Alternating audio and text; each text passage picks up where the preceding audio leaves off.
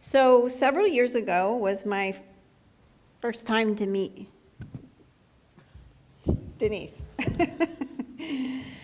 And it was, I don't remember actually the first time you walked. Yeah, it was at church probably. And I don't remember honestly the first time that you walked through the doors, but I know that Terry had a good deal to do with it. Everything to do with it. I'm going to ask Denise some questions, and thank you for sharing. She's being very brave getting up here, but really it's just, we're all just a big family. So what about your life before Christ will relate other people's, how do I say this? What about your life would relate to other people who might not have given their heart to Jesus yet? I kind of don't understand the question. Okay, we'll move on. What was your life like before Christ? Like, what were your interests? What did your life revolve around?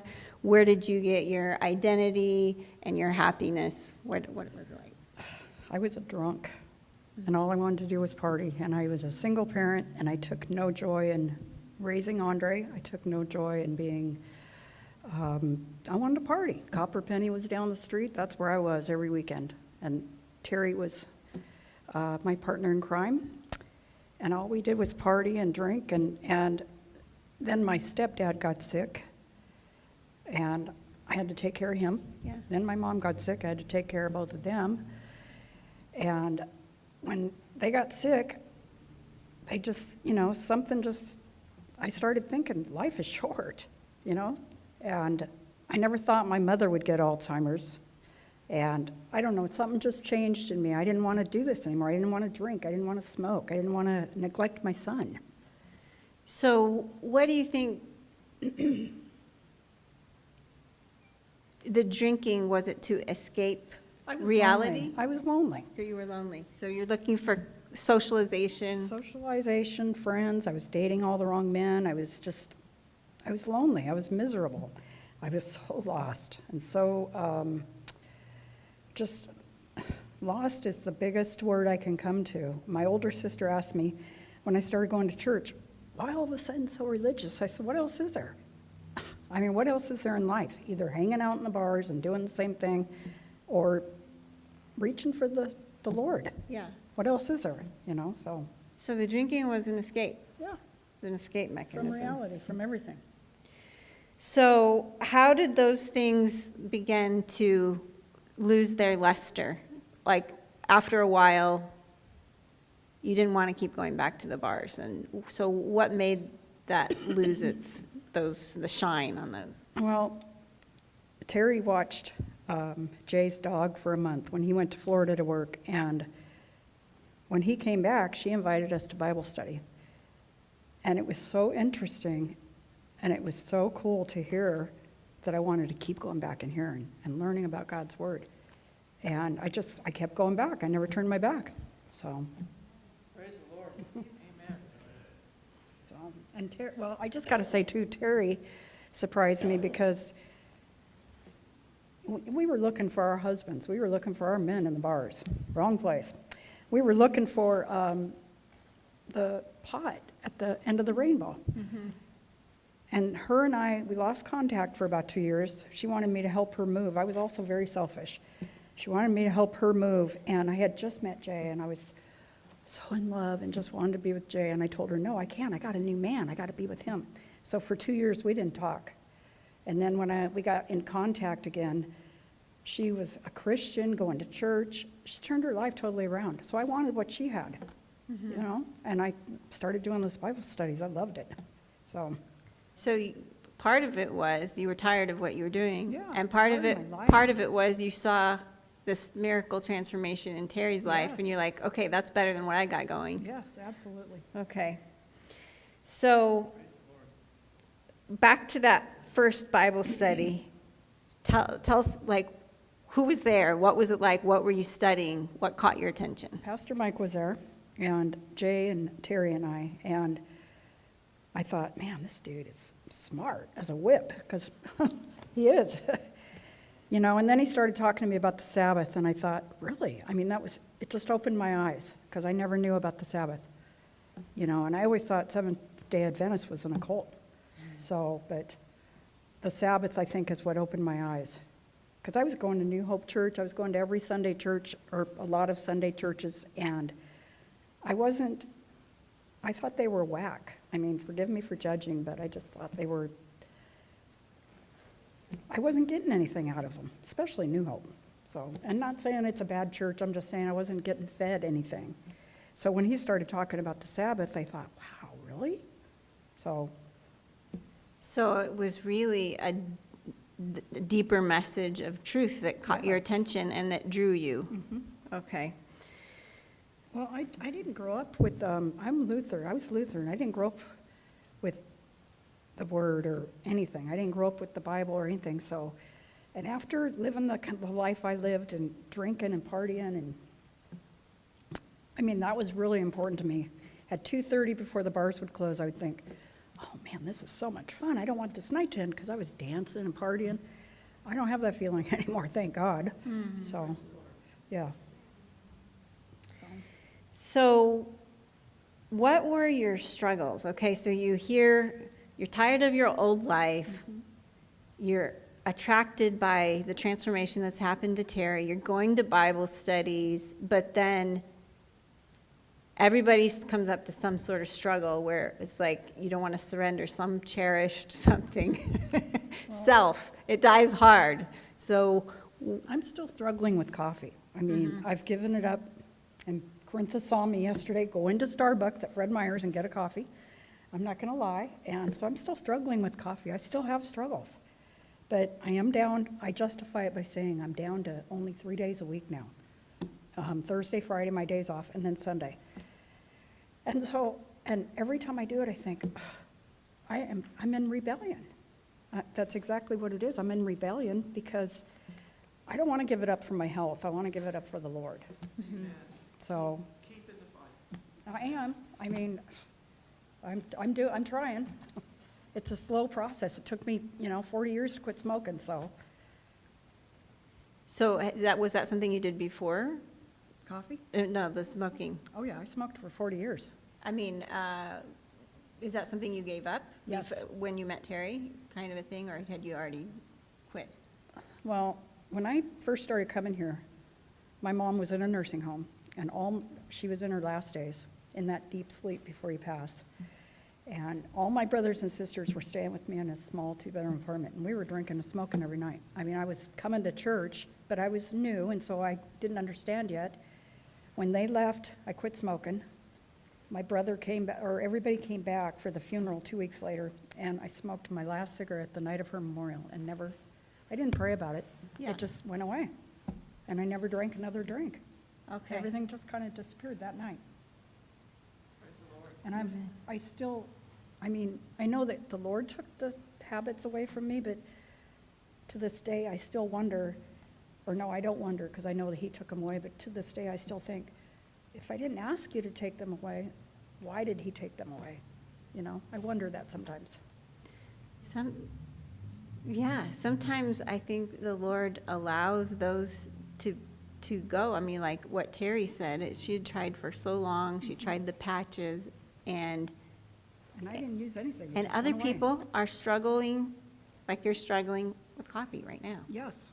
'Cause So, I love it, and coffee's my number one addiction now that I'm working on. so we're gonna have a prayer today.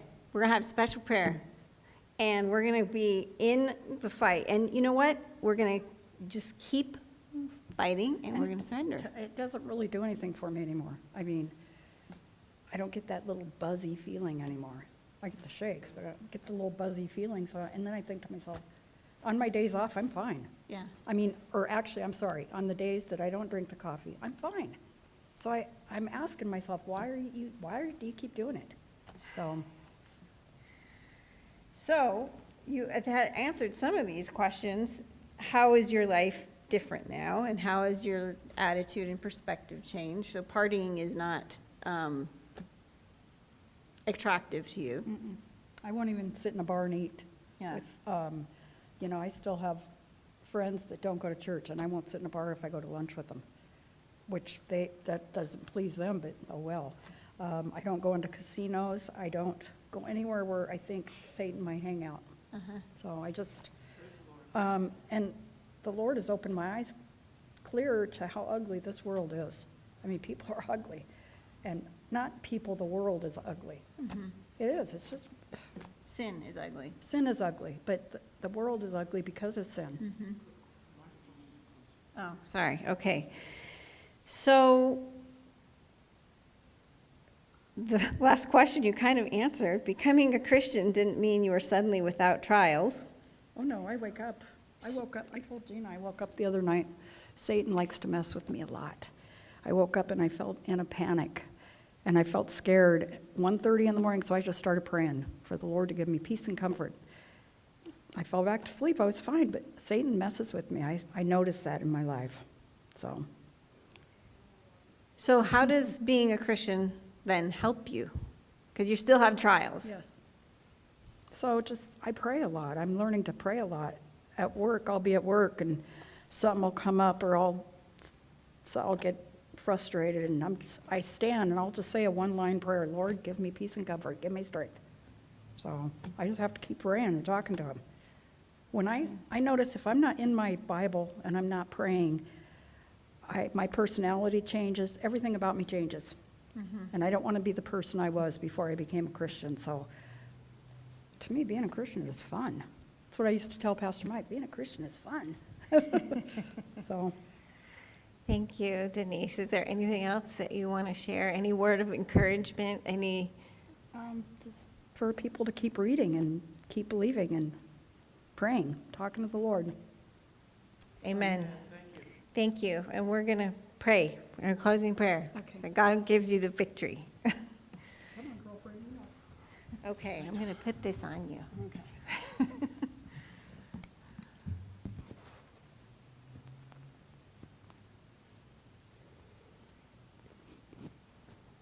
we go. Hold it, okay. Okay, I had to write mine down because I can't go by memory, and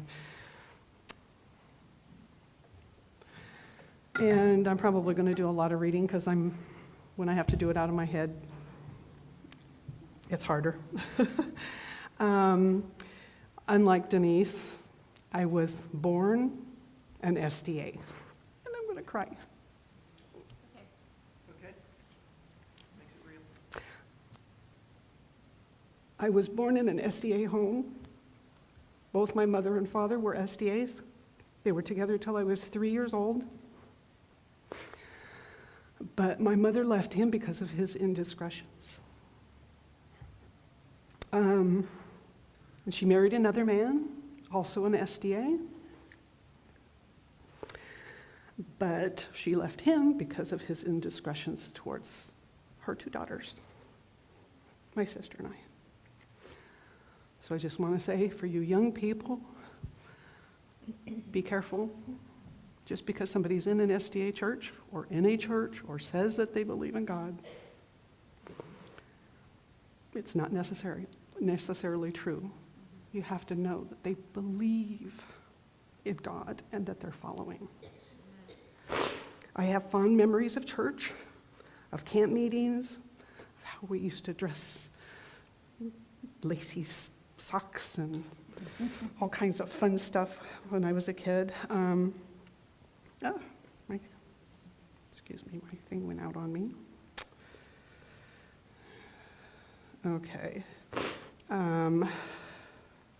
We left church when I was about 6 or 7 years old. I didn't really notice much change in my life, though, until I was more or less in my teens. I mean, it was so gradual, the going out into the world. I mean, you just start dressing like the world and going places and stuff like that, and it's just normal. I mean, you're just normal with the kids in church, in school and all that kind of stuff. And so everything was kind of just didn't really stick out as something that was wrong. My mother also had been brought up in SDA, and she talked the Bible all the time. So even though we had left the church, she talked about it to people that would come over, even my friends, our friends, when we'd have friends come over and we'd be talking, my mother would hear something and she'd go, "Oh, you know, in the Bible." And she would quote something from the Bible and stuff. And so we still had that in our lives to a degree. But of course, as kids, we were like, "Mama, stop. Don't do that so much. You know, you're driving our friends crazy." But it kept God in my life for quite a while. But little by little, as the years went by, it slipped away. My mother married a third man. He was not an SDA. He wasn't even in the church. He was from another country. He was a Muslim, but not a practicing Muslim. So he didn't bring us into the Muslim faith or anything like that.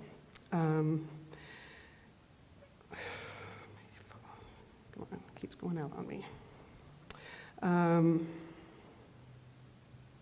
Anyway, so we got out into the world, and we really got into the world. And so my involvement in the world was like everybody else's involvement. I started eating the same foods everybody else ate. I dressed the same.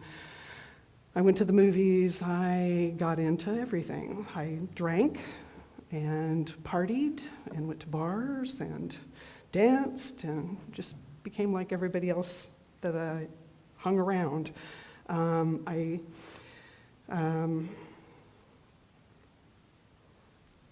I made a lot of bad choices in my life. All those things. Even my relationships, every relationship I had, I chose wrong, just like my mother had. I think I followed suit with her. And even when I got married, I chose the wrong man.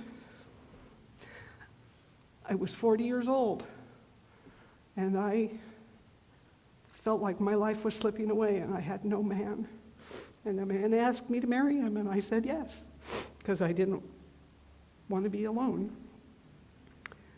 And that was a roller coaster ride of craziness.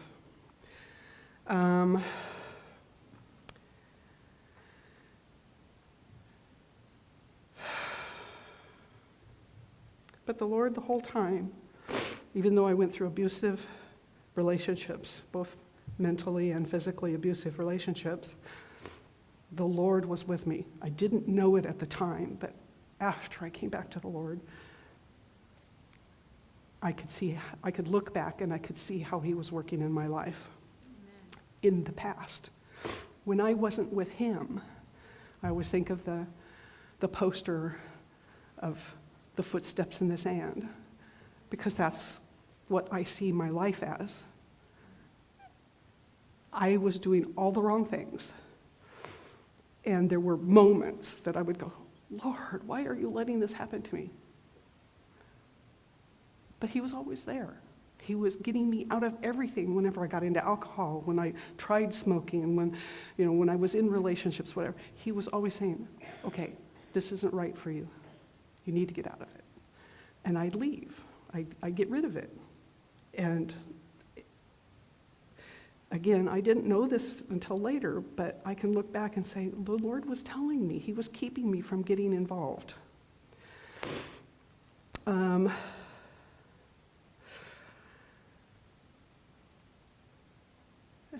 My life just went down, down, down, down, down. And my road to recovery was actually because I was trying to get back into a relationship that had ended 10 years prior. Because I had gotten out of a really bad relationship, a physically abusive relationship, and I was afraid of relationships with anybody. I didn't want to go out and date anymore. I was afraid of men. But I knew this guy, and our relationship hadn't ended in a bad way, but he was not a religious man. But I thought, I know him, and maybe he'll come back to me. And he did say he would, but that didn't work out. So one day, I had moved out to the East Coast to try and link up with him again. And I'd been out there 2 years, and after 2 years, I was walking down the street, and I was all by myself. And all of a sudden, I heard this audible voice that said to me, "You need to go back to church." And I thought, wow, okay. That had to be God talking to me, because I looked around and there was no one around me. Well, I wasn't in a situation at that time. I didn't know where there was an SDA church. I didn't know very many people there at all, except the people I worked with and the one guy. And so I kind of just put it on hold. But eventually, I moved back home. And so it was about 3 years later, my mother and I were talking one day about needing to go back to church. And she was all excited because she'd been thinking about it, and I was excited because I'd been thinking about it, and now we were talking about it, and so we decided we'd go back to church together. And my older sister, who some of you have seen around here on occasion, decided to go back with us also. So the three of us got together and came back to church. And it worked for a while for my sister, but eventually, because of something that had been said, she took it the wrong way, and she went out, and she's no longer in the church. But anyway, I kind of look at my, then I started going to the SDA church out in Beaverton, the Beaverton SDA church, and I remember they had this wonderful seminar. It was a wonderful prophecy seminar, and it's like this guy just spoke so good. And I was like, wow, I understand what he's saying. This makes perfect sense to me. And I felt like the Bible was being opened to me now, and it was wonderful. And I was so elated, and all of a sudden my life just changed. I started memorizing scripture, which I have the worst memory. And I memorized so many verses in the Bible, and life just looked good. It was like when you fall in love, and that first time is just, or that when you're dating, it's like you're in love, and everything's just wonderful, and that's how I felt with God at that time. And things just seemed to be going so well. And that lasted for a couple of years. And I was working for General Motors out in Beaverton, and that's where I met my husband. That is also when I started going to HMC, traveling from Beaverton all the way out here. And I wanted God as the mainstay of my life. I wanted him to be uppermost in everything that I did, but I was also married. And now I had to try and please a man who gave me the impression, before I married him, that he was a religious man looking for the right religion. And turned out he was not. He was trying to get me from my religion and turn me to his way.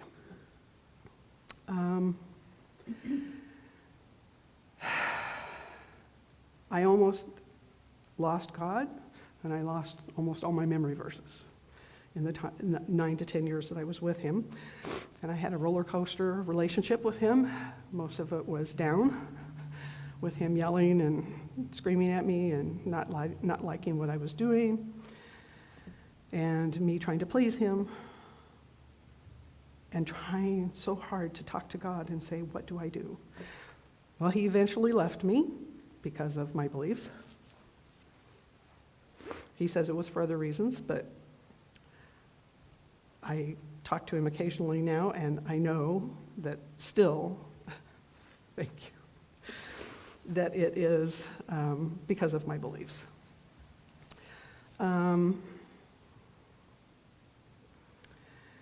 So some of you know me from when I first started here.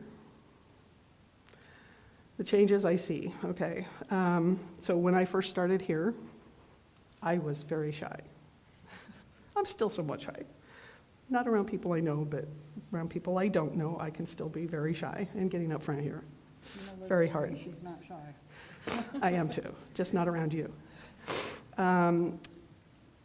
Anyway, I didn't see many changes in myself. I came to church, but I just kind of warmed the pew, fell asleep a lot, and stuff like that for a long time. Until one Sabbath, Mike had a sermon, and I actually heard something that I understood. And I was like, oh, wow, I understand. That's great. Okay, well, now I need to start paying attention. But I kept falling asleep, so I had to start praying. Lord, keep me awake. I can't be warming the pews. I want to hear. I want to know. And so little by little, I'd still fall asleep occasionally, but he started keeping me awake. And I started paying more attention. I had to actually sit there. I'd be so tired, and I'd just stare, and I'd concentrate really hard trying to get something out of what he was saying. And I started learning from Mike. And like Denise says, very knowledgeable man. It was wonderful. I just really got a lot from him. And I knew that it was Satan who was trying to keep me from church, trying to keep me in the world. I found that I loved being a greeter. When people came in the door, I didn't have to carry long conversations with them. I just greeted them, said, Happy Sabbath, got them in the door. And that was something that helped me to get used to talking to people, get me to know each person that came in. Little by little, we would get into conversations, but in the beginning, that was just something to get me started because I'm so shy.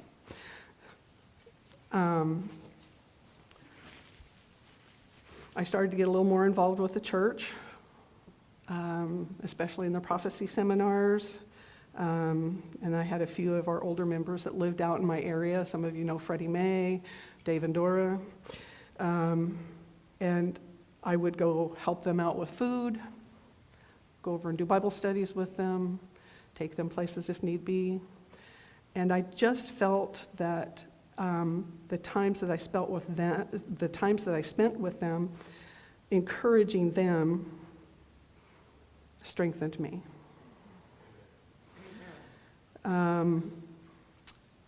Other things that I did were like the Bible studies with them and other people, and the Tuesday night prayer meetings. I used to come to the prayer meetings all the time. Loved them. They're really amazing. If you haven't been to them, you should go. And then we have a ladies' study at our house, and all these things are just different things that have helped me to feel closer to God, be able to be more open with people, more comfortable with people. And as Denise had talked about Terry, Terry was, before I met Denise, I also met Terry. She came in at a prophecy seminar and was not really a happy camper at the seminar, but the Lord kept pushing and pushing, and eventually she was convicted and started coming to church. Terry was very strong, determined, bold, and quite pushy. She helped me a lot. She also helped us here at HMC to get some things going. One of her favorite sayings to me was, Gina, get out of your box. You need to get out of your comfort zone. This is not my comfort zone right here. But she was a tough cookie and hard to handle, but at times, yeah. But she just kept pushing and kept pushing, and eventually I became who I am. I think a lot because of my church, but Terry was a big push. Mike. Both of them, between the two of them,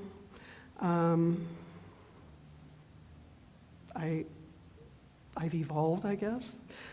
It's hard for me to look at myself and see my changes. I mean, I can't even do it at work when I have to do my yearly review and stuff like that. When they ask me to talk about myself, I don't really see myself, so I can't really tell you that much of my changes, but I can tell you that other people see it in me. Denise has told me that that I know so much and that I help her a lot, so praise the Lord. I can only give praise to God because I feel like I know nothing. But when the time is needed, apparently I can give her what she needs. When we do a Bible study, she's on fire. So how have I changed? I see that I'm not shy anymore, that I can talk to more people. I gave Bible study to a couple of girls at work. I've done some door-to-door evangelism. These kinds of things I would have never done before, ever. I mean, it just would not have ever been in my mind. Shy away, that's me. The loner in the corner of the room. Even when I went to parties, I was in the corner of the room watching everybody else. I just didn't get involved. Right now, my desire is just to know the Lord and to know Him as deeply as I can, to get as close as I can. And sometimes I push myself onto Denise a little bit much. I know that we all come at our own time and in our own way, and God leads us where we need to be led. But it's kind of hard sometimes when you've walked somewhere in the walk that they've been walking and you want to push them along and tell them, this is how you have to do it, or this is where you need to go, or that you shouldn't say. So I apologize to Denise quite often for being so pushy, but I'm a work in progress. And the Lord isn't finished with me yet, so. Amen. That's all I've got.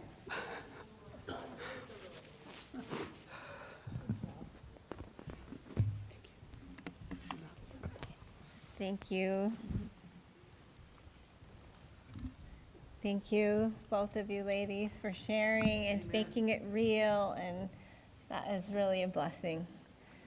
So we have a few minutes left. If anybody, I know Lisa has been wanting to share about things that God has done, which I would share for her, except it's really her news. But I'm probably not as excited as she is, but I'm awfully excited about her news. So.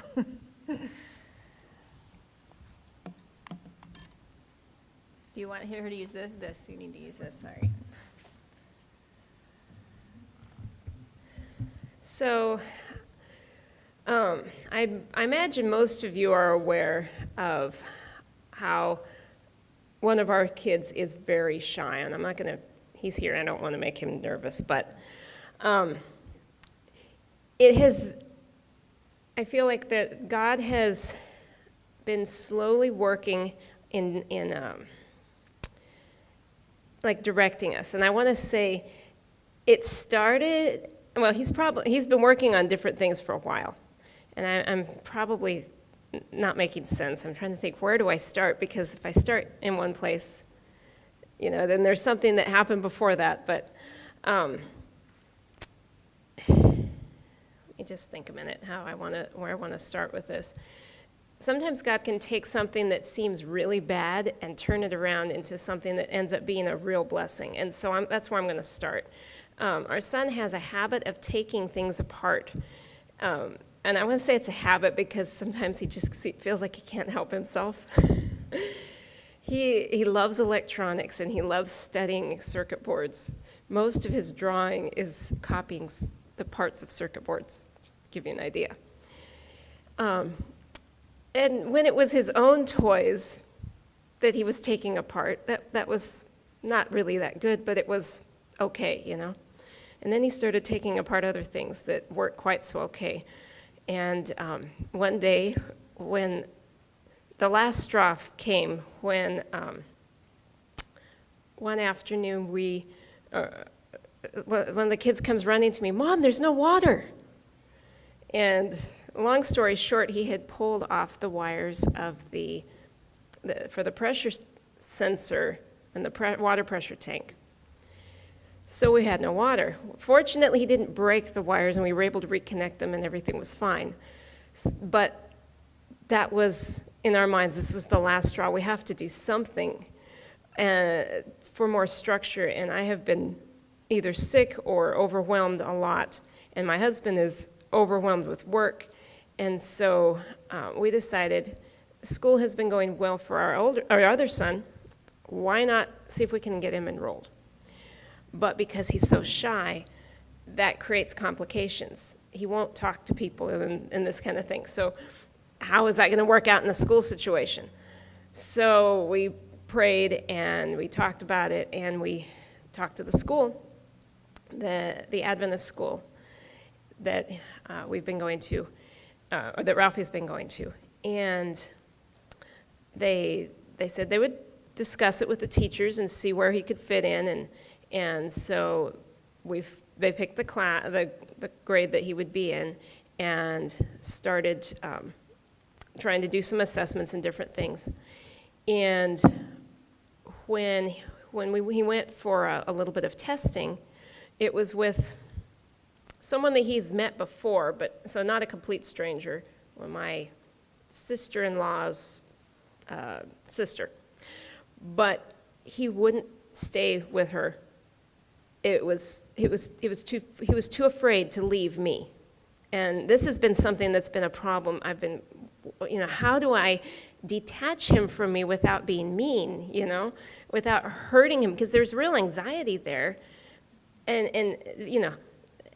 But anyway, so they were wondering, how is this going to work out in the classroom?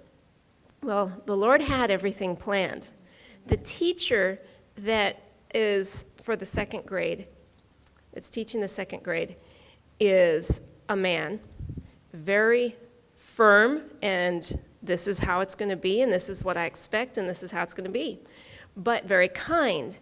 And he's been praying for Manny and for our family, and we went Friday because he was supposed to start Thursday, but the weather kind of messed things up a little bit.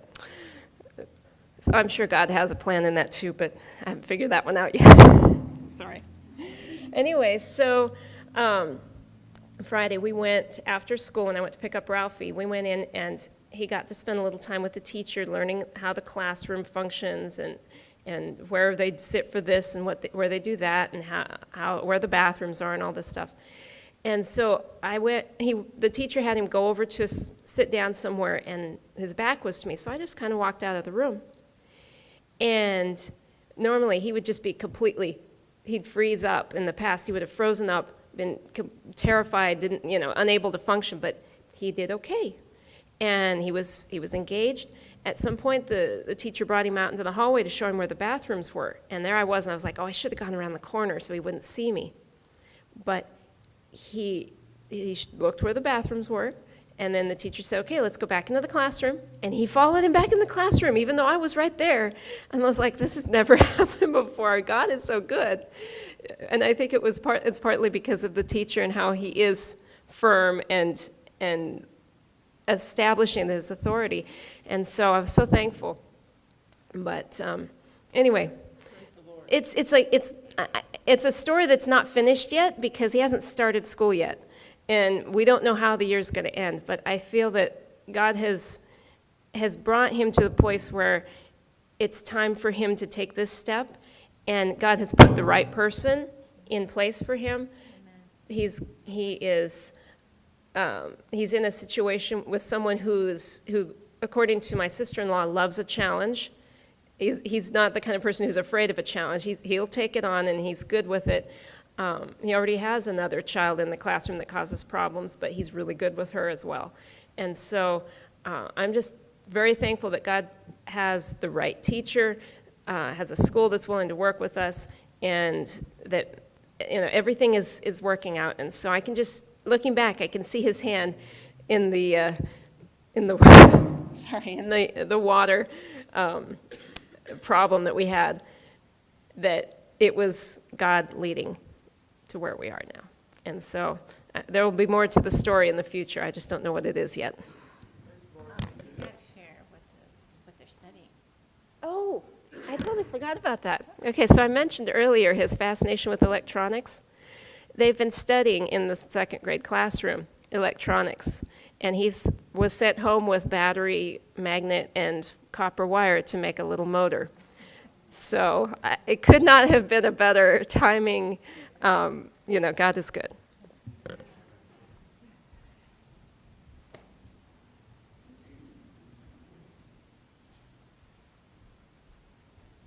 I promise I will make it quick. I don't know how to do this. Okay. Well, whenever you see patients at home, there are certain times when they would change my schedule. And whenever that happens, I will always take that as a sign that God is leading me someplace. So I pray harder. I say, okay, there's a change in schedule. There must be a special person that I'm going to meet today that really needs some kind of help. Anyway, so this schedule was changed several times, and I had to see this patient real late. That was about Wednesday night when it was, I think, snowing so hard. And so I still went. I said, there's a special purpose for this. I went into his home, and he was a hemiplegic. He was wheelchair-bound. And the first thing I asked, he was very a quiet man. He has lots of comorbidities. He's diabetic, he's hypertensive, and he had this wound that wouldn't get healed. And I was there to give his infusion. And when we were talking, he told me his story that 1989, he had a car accident. His wife slept on the wheel, and they got into an accident. Their kids were very tiny then, and somehow he was the only one that got hurt. I think what happened is his wife pulled him somehow because she thought that she was going to save his life, but actually it injured his spine, and that made him quadriplegic. Unfortunately, after a year, his wife left. She couldn't take it anymore. And so he ended up taking care of those two small kids, and I didn't know how he did it. He had a full-time job with 2 kids. And so I said, wow, you did all of this, John. And John said, yes, and it's only through God's grace that I did this. And so I said, which church do you go to? And so he said, I go to the church across the street, and that's a Tremont Evangelical Church. And so I said, oh, we read from you. And so he was like, are you a Seventh-day Adventist? And so I said, yes, I am. Oh, so you belong to HMC? And so I said, yes. Oh, I know your church. And so I'm like, oh, this is wonderful. I've always wondered about the seventh-day Sabbath. And so I said, John, why don't you come over and visit us? Come to church. And so he said that he was going to call me. In fact, he wanted to come today, and I don't know why he's not here, but please keep on praying for John. Okay, it was just something else, and we were shared so much about God's love, all our trials, and it was just a wonderful evening. In fact, I left his home, and it was way beyond, it was supposed to be overtime for me. But I stayed, and we had a good time. So please continue praying for him.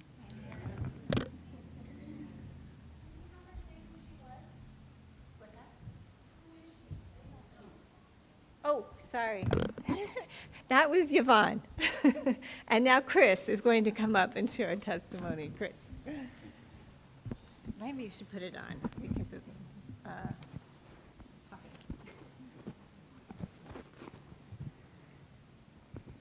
Is that on? Yeah. Okay.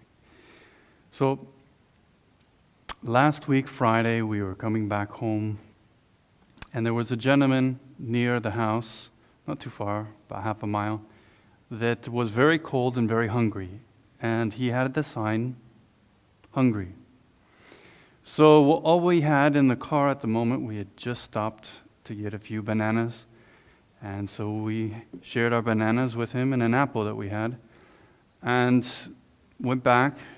I fixed lunch, and I went back to go take something warm and hot, and he wasn't there.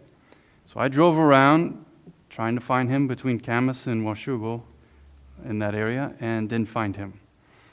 So we had been praying for him over the weekend, and I think it was Monday.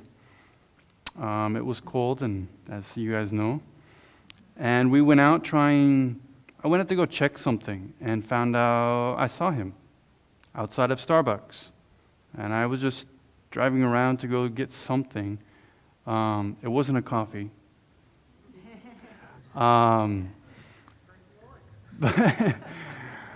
But I saw him and I said, "Hi, how you doing?" I said, "Give me a moment, I'll be right back and I'll bring you something to eat."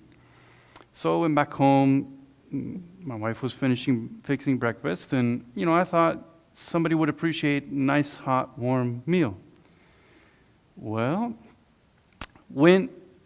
took him the package. I said, "Why don't we come in? I'll get you a tea."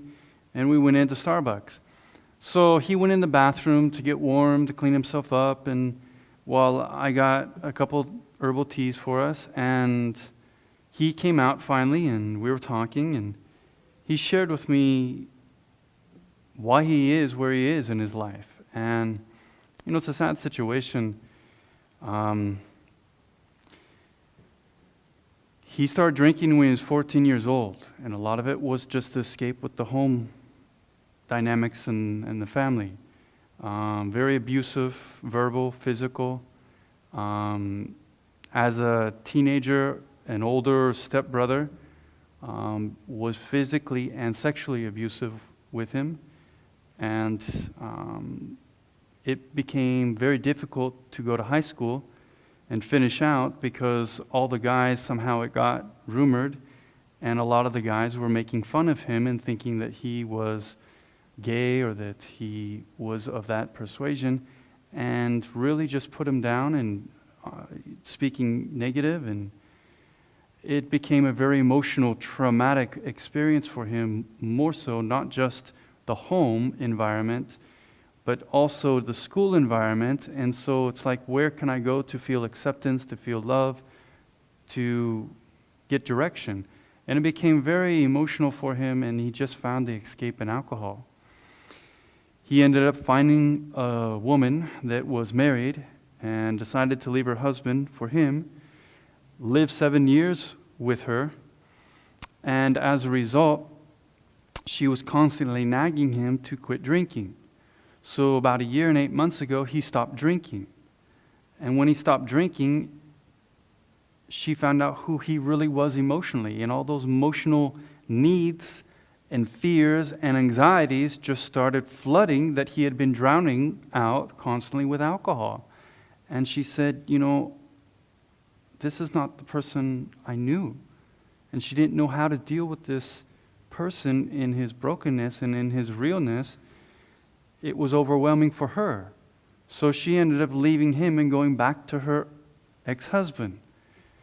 And he, not knowing where to go, went back to his mother and stepfather's house, where the stepfather was the abusive one, physically and verbally. And the mother is in the hospital and would not receive him and said, "If you didn't bother for the last 7 years to be in touch with us, why should we bother to accept you in the house?" So that's how in the past couple months he's been out on his own, homeless. Supposedly tried to get a job at a few different places because I asked him, and financially didn't have the means to get the few things he needed, whether it be some work pants or work boots in different areas. And I started talking to him, looking to try to help him and get solutions. At that moment, I had to leave. I said, can we exchange numbers? We did. I said, I will bring you something for lunch later. Well, when I tried to start talking and communicating, finally he responded and was upset. And this is a person you can imagine, especially with men, has a very big, distrustful disposition of anybody, but especially men. And it was difficult, so he said, beggars can't be choosers, but, who are you that you just go and, go to your home and bring me some cooked food? I mean, he was ungrateful, and he was thinking that I might have been poisoning him or who knows what was running through his mind that the father of lies was bringing other lies in his head about, and the fears and anxieties. And what am I sharing this? I mean, this is just this week. And I think some of us can relate to one aspect or another of just different dynamics and really understand people and where they're at in their lives and why they're there. And I'm sharing this because, he was distant, didn't trust. And then 1:30 Wednesday evening, when it was snowing, and it was the coldest evening, one of the coldest evenings, got a text and said, I'm so cold. So, thinking on bed for about 5-10 minutes praying, my wife is like, what should we do? I said, well, let's pray. And finally I said, look, I can't be comfortable in a bed and a roof and warm when he is not. I said, let's go find him. So we did, and we went back to the parking lot waiting and waiting and waiting, and the distrustful aspect came out again. And boy, talk about confusion in my head. I'm like, I don't get it. I mean, his fears and anxieties were stronger than his real, what was it, pride? Was it fear? Was it anxiety? Was it the unknown? I mean, was it the traumas of all the different things flooding in his head of past and men that he froze up mentally? Only the Lord knows. But I didn't want to judge him wrong. And it is interesting, the next morning that's when the snow was the thickest and we had made plans to do something else, active-wise, outside in the nature. And before we went, he finally called and texted, actually, and said, can you come get me and take me to Best Western? Somebody paid for a room and to help me to transport my things. And I was happy. And so it was him and a couple other. I grabbed my next-door neighbor. I don't know either. So I grabbed another person and friend. And we went and find out that this next door neighbor, his daughter, probably a couple evenings ago, coming home late at night, picked him up, asked him, and he asked to go, like, if she could take him about half mile away.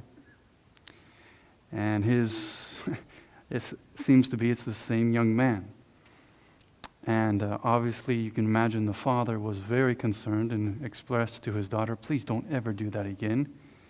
If you want to give money, that's one thing, but don't put yourself in harm, danger. And what am I sharing? There's a lot of other people that want to help others. And I guess it gives me a broader picture of how much God really wants to help us many times in our needs, in our situations, and how indifferent and how fearful and prideful sometimes, or whatever the anxieties or false concepts or traumas that we have that hinder us to allow him to help us, because he really does love us and have solutions. And I guess I felt in the same situation at that moment. There are solutions. I wanted to help, but you know what? We're just kind of limited. His name is John also. Not also. John is his name. And so I'd ask that you guys would keep him in prayer. Amen. Because as you guys have shared your testimonies today have been an encouragement for me and for many others. It's nice to get to know who people really are. I mean, to me, that's like a level playing field. Yeah, we're all humans and we all need the same God and help from him. And his love and compassion is real, that transforms and changes us.